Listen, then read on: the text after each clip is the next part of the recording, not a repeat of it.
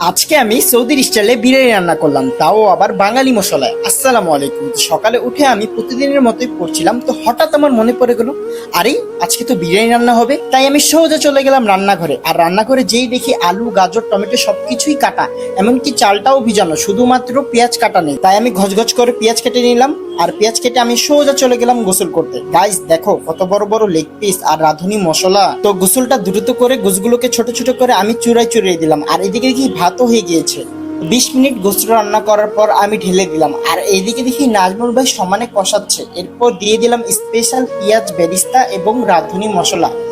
আহ কি গ্রান, মনে হচ্ছে এখনই খেয়ে ফেলি। 10 মিনিট দমে দেওয়ার পর আমাদের বিরিয়ানি রেডি হয়ে গিয়েছে। আমি এদিকে ভিডিও করছি, কিন্তু আমার বড় ভাই আব্দুল মুমিন কিন্তু সমানে কোপাচ্ছে।